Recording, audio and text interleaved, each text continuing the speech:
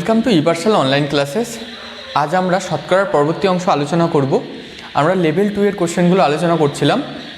যদি তোমরা আমাদের আগের ভিডিওগুলি না দেখে থাকো তাহলে ডেসক্রিপশন বক্সে লিঙ্ক দেওয়া আছে, ওখান থেকে তোমরা আগের ভিডিওগুলি ক্লিক করে দেখে নিতে পারো। তাহলে কি হবে, তোমাদের এই ক্লাসটা বুঝতে সুবিধা হবে। আর যদি আমাদের ভিডিও ভালো লেগে থাকে তাহলে অবশ্যই লাইক করবে এবং বন্ধুদের মধ্যে শেয়ার করবে। আর যদি কেউ আমাদের চ্যানেলে নতুন হও তাহলে অবশ্যই আমাদের চ্যানেলটি সাবস্ক্রাইব করবে এবং তার পাশে যে বেল আইকনটি আছে বেল আইকনটি প্রেস করে রাখবে, যাতে পরবর্তী ভিডিওর আপডেটগুলি তোমরা তাড়াতাড়ি পেয়ে যাও। আমাদের প্রথম কোশ্চেন কী আছে দেখো। দুজন ছাত্র একটি পরীক্ষায় উত্তীর্ণ হয়, একজন অপরের থেকে 9 নম্বর বেশি পায়। যদি সে দুজনের প্রাপ্ত নম্বরের যোগফলের 56% নাম্বার পায় তাহলে দুজনের প্রাপ্ত নম্বর কত? ইন্ডিভিজুয়ালি কে কত পেয়েছে সেটা জানতে চেয়েছে। এবং কোশ্চেনে কী কী ডেটা দেওয়া আছে দেখো।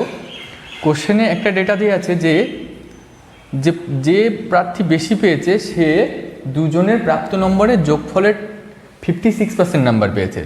দেখো, দুজনের প্রাপ্ত নম্বরের যোগফল যদি 100% ধরে নিই, প্রথমজন কত পেয়েছে? দেখো, প্রথমজন পেয়েছে 56%। প্রথমজন যদি 56 পায় তাহলে দেখো দ্বিতীয়জন পাবে 44%, কারণ 100 থেকে 56 বাদ দিলে কিন্তু 44 হবে। তার মানে দেখো এই দ্বিতীয়জনের থেকে প্রথমজন কত পার্সেন্ট নাম্বার বেশি পেয়েছে? দেখো 12% নাম্বার বেশি পেয়েছে। ঠিক আছে, এই 12% নাম্বার বেশি। আবার দেখো কোশ্চেনে বলা আছে যে সে 9 নম্বর বেশি পেয়েছে দ্বিতীয়জনের থেকে, তাহলে এই 12% equal to 9 number. 12% equal to 9। এবার আমাদের বের করতে হবে যে কে কত পেয়েছে। তার মানে কি দেখো, এই 50%, 56% কত আর 44% কত। এবার দেখো এখান থেকে আমরা ক্যালকুলেশনের সুবিধার্থে এখান থেকে বের করতে পারি। দেখো 4% কী করে আসলো? 12কে যদি আমি 3 দিয়ে ভাগ করে দিই তাহলে আসবে 4। তাহলে 9কেও 3 দিয়ে ভাগ করে দেবো, 9কে 3 দিয়ে ভাগ করলে আসবে 3। 4% ইকুয়াল টু আসবে 3।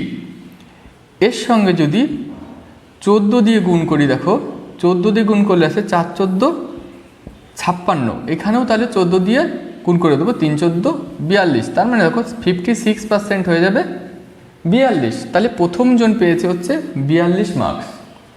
তারপরে দেখো 4-এর সঙ্গে যদি 11 দিয়ে গুণ করি তাহলে হবে 44। বাঁ পাশে সমান করলাম, তাহলে ডান পাশেও কিন্তু কি করব, 11 দিয়ে গুণ করে দেবো। 11 দিয়ে গুণ করলে আসবে দেখো 33। তাহলে দ্বিতীয়জনের প্রাপ্ত নাম্বার হচ্ছে 33। তাহলে তারা কত কত মার্কস পেয়েছে? একজন পেয়েছে 42 আর একজন পেয়েছে 33। দেখো অপশান এ হয়ে যাবে আমাদের সঠিক উত্তর।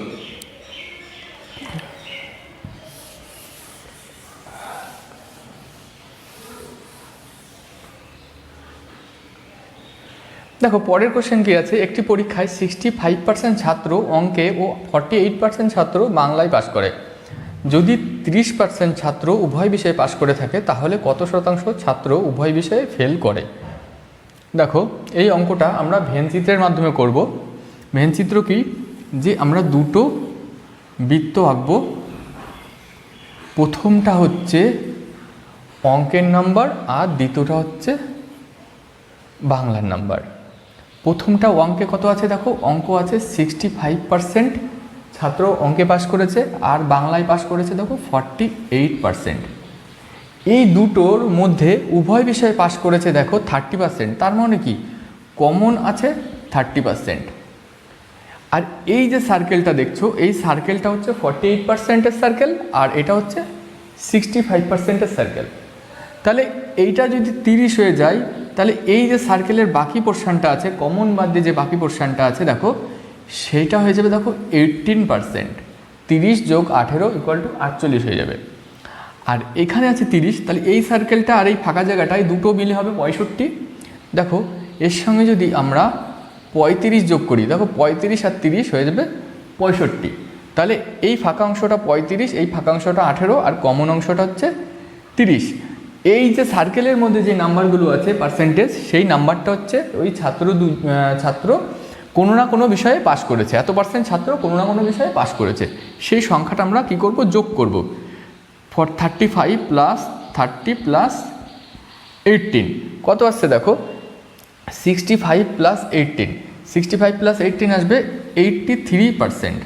তাহলে 83% কোনো না কোনো বিষয়ে ফেল করেছে। তার মানে কি দেখো, বাকি যে নাম্বার আছে টোটাল যে স্টুডেন্ট, সেটাকে আমরা যদি 100% ধরি, তাহলে 100%-এর থেকে 83 বাদ দিয়ে দেবো। তাহলে কতজন উভয় বিষয়ে ফেল করে থাকবে দেখো, 17%। 17% হচ্ছে উভয় বিষয়ে ফেল করবে। তাহলে আমাদের সঠিক উত্তর হয়ে যাবে দেখো অপশান বি, 17%। এই অঙ্কটা আরও সহজভাবে করা যায়। দেখো সহজভাবে কি, যে যদি এইরকম দেয়া থাকে যে এত পার্সেন্ট ছাত্র পাস করেছে বাংলায়, এত পার্সেন্ট ইংলিশে, বা এত পার্সেন্ট অঙ্কে, এই ধরনের অঙ্ক একদম সেম প্যাটার্নে থাকে, তাহলে কি করবে দেখো, 65 + 48 অ্যাড করে এর থেকে 30 মাইনাস করবে।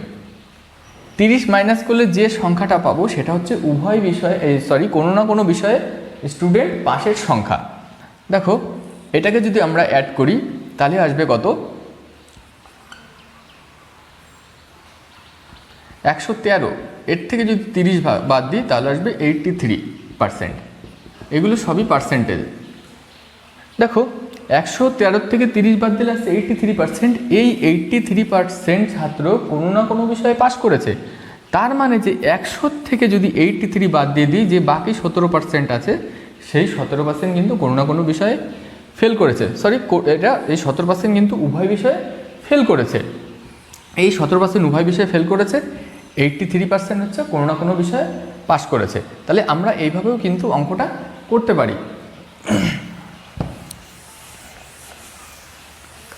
পরের কোশ্চেন দেখো কি আছে, একই অঙ্ক আছে।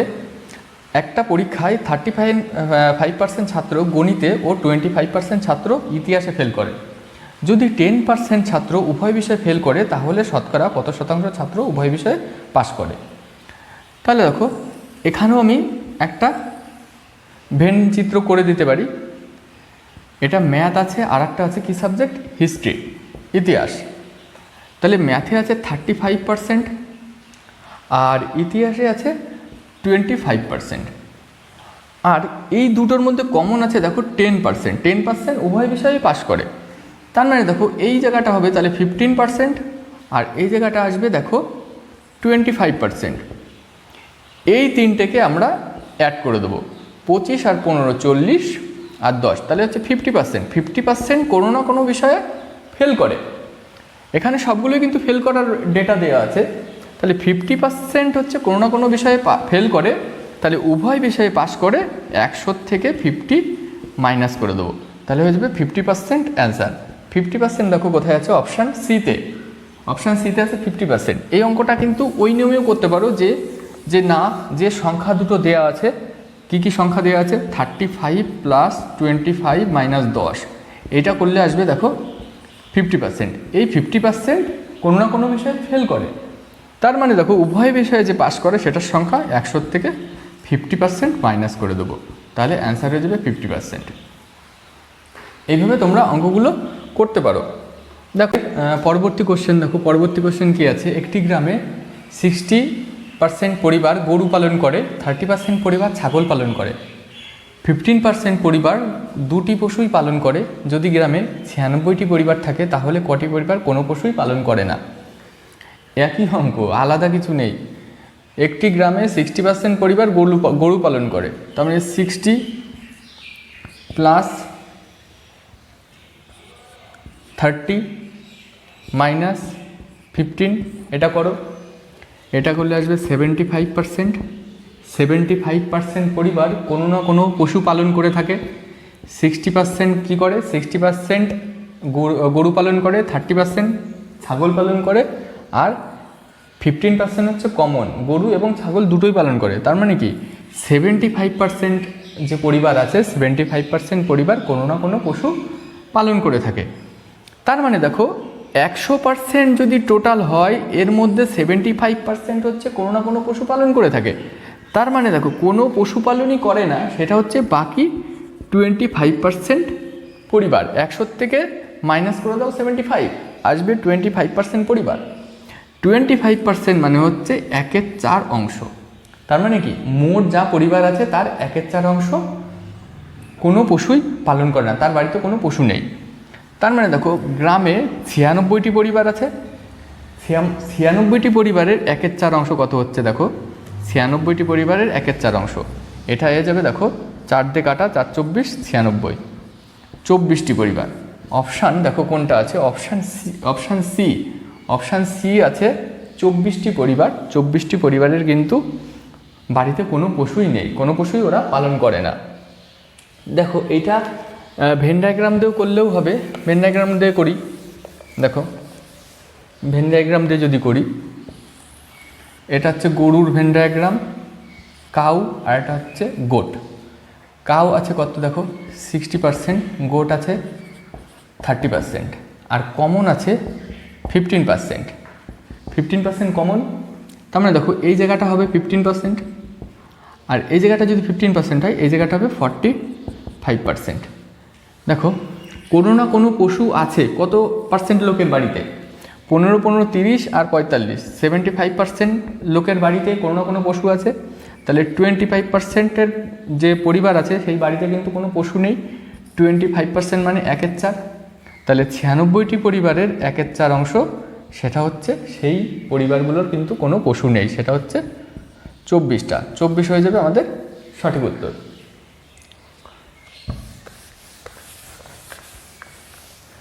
দেখো পরের কোশ্চেন কি বলেছে, একটি পরীক্ষায় 73% পরীক্ষার্থী অঙ্কে পাস করে, 70% পরীক্ষার্থী ইংরেজিতে পাস করে, 64% পরীক্ষার্থী উভয় বিষয়ে ফেল করে।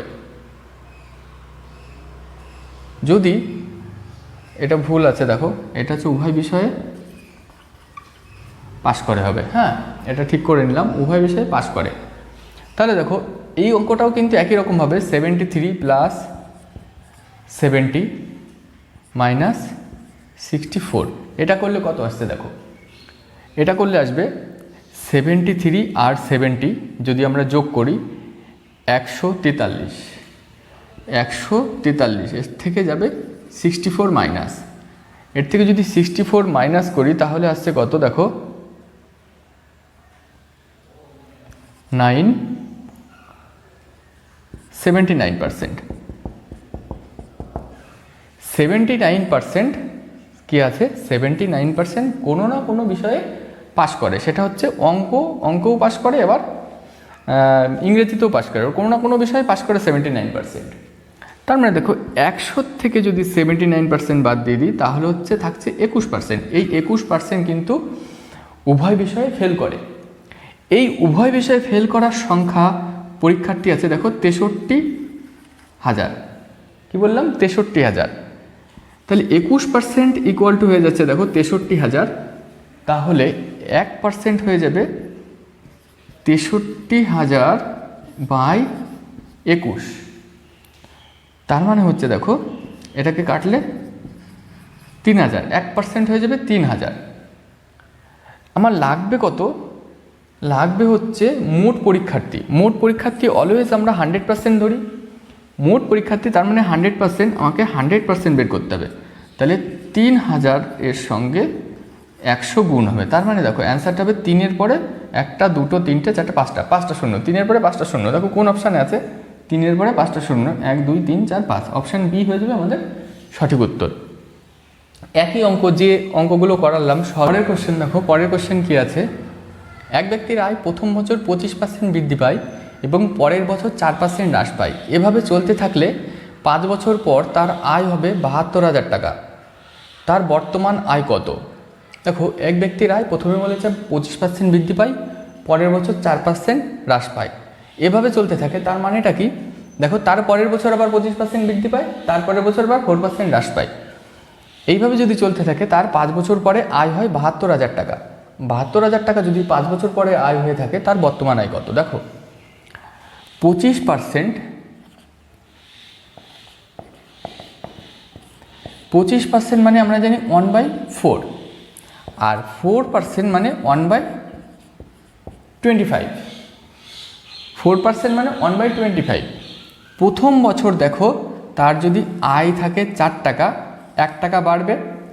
দ্বিতীয় বছর তার যদি আয় থাকে 25 টাকা, তাহলে 1 টাকা কমে যাবে। তাহলে এই সিরিজটাকে আমরা লিখব কীভাবে দেখো, প্রথম বছর 4 টাকা থেকে 5 টাকা হবে, দ্বিতীয় বছর 25 টাকা থেকে কী হবে, 1 টাকা কমে যাবে, তাহলে 24 টাকা হবে। তৃতীয় বছর আবার দেখো 4 টাকা থেকে 5 টাকা হবে। চতুর্থ বছর 25 টাকা থেকে 24 টাকা হবে। তারপরে পঞ্চম বছর দেখো 4 থেকে আবার 5 টাকা হবে।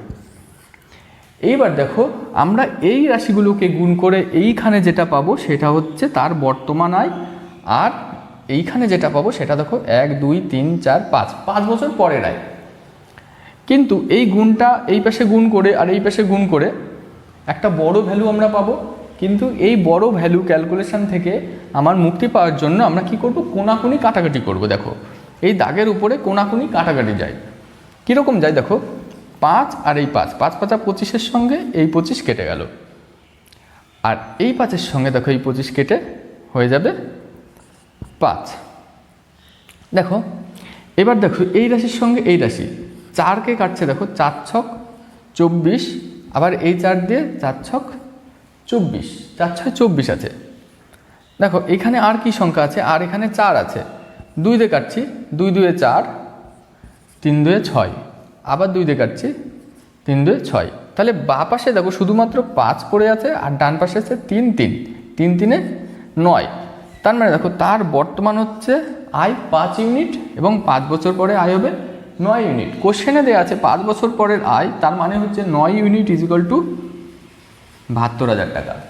9 ইউনিট কি বললাম, 72,000 টাকা। তাহলে 1 ইউনিট কত হবে, 1 ইউনিট হয়ে যাবে দেখো 8,000 টাকা। 1 ইউনিট হয়ে যাবে 8,000 টাকা। 1 ইউনিট যদি 8,000 টাকা হয় তাহলে আমাকে বের করতে হবে 5 ইউনিট। 5 ইউনিট হচ্ছে 5 8 40, 40,000 টাকা আমাদের হয়ে যাবে সঠিক উত্তর। দেখো অপশান কত আছে, 40, অপশান ডিতে আছে, অপশান ডি হয়ে যাবে আমাদের সঠিক উত্তর। দেখো এই অঙ্কটা আমি আরেকবার বলছি, প্রথম বছর 25% বৃদ্ধি পায়, তার মানে হচ্ছে 4 থেকে 5 হবে। তারপরের বছর 4% হ্রাস পায়, তার মানে 25 থেকে 24 হয়ে যাবে। দেখো 4% মানে 1 এর 25।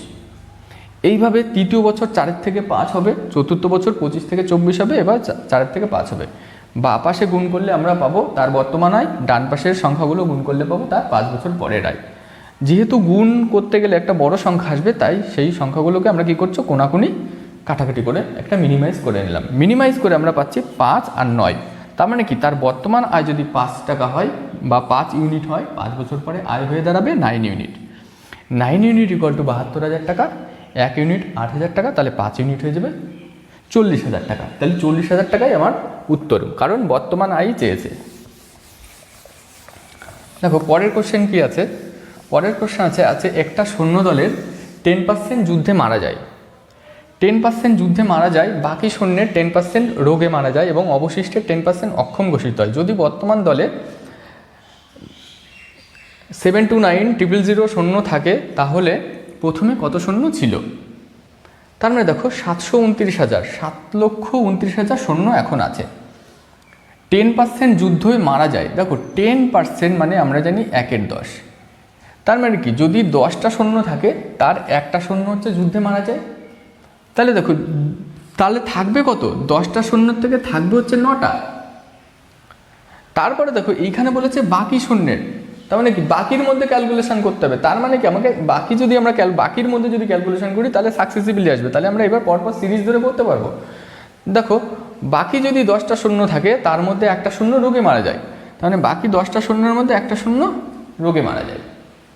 তারপরে দেখো অবশিষ্টের 10% আবার অক্ষম ঘোষিত হয়, তারপরে 10টার মধ্যে 9টা আবার অক্ষম ঘোষিত হয়ে যায়। এইখানে দেখো কোনো কাটাকাটি যায় কিনা আগে চেক করে নেবো, সংখ্যাটা গুণ করার আগে কাটাকাটি যায় কিনা চেক করে নেবো, তাহলে আমাদের ক্যালকুলেশন করতে সুবিধা হবে। দেখো এখানে কোনো কাটাকাটি যাচ্ছে না, তাহলে আমরা কি করব, এই পাশে গুণ করব আর এই পাশে গুণ করব।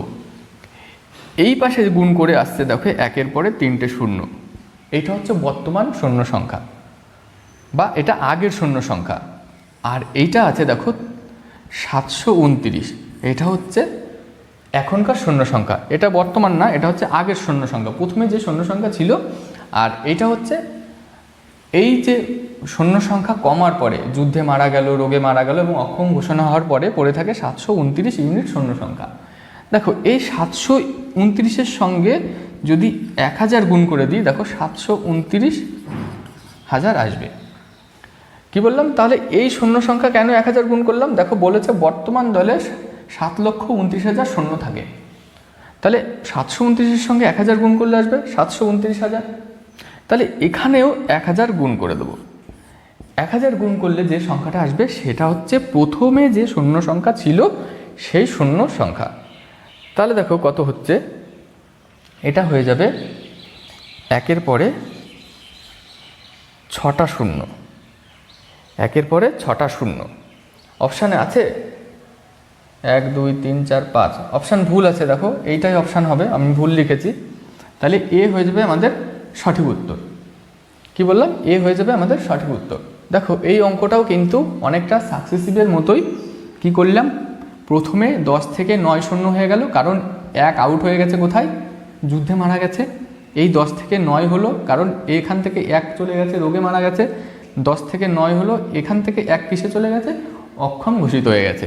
তাহলে আগে শূন্য ছিল 10 গুণ 10 গুণ 10 1000, আর এখন শূন্য আছে 9 গুণ 9 গুণ 9 729। এই 729 ইকুয়াল টু 7,29,000। তাহলে আমার 1000 ইউনিট শূন্য কত হবে? এর সঙ্গে কি আছে? 1000 যেহেতু গুণ আছে, আমরা এখানেও কিন্তু 1000 গুণ করব। যে উত্তরটা পাবো সেটাই হচ্ছে আগের শূন্য দলের শূন্য সংখ্যা। ধন্যবাদ।